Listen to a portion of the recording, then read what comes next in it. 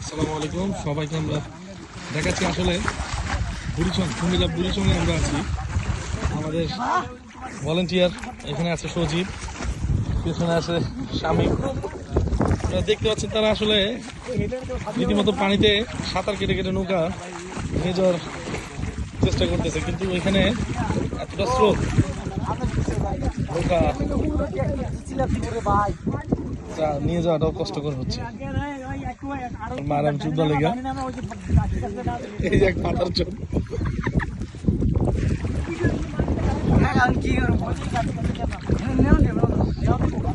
শরীফ কই, আনিস কই?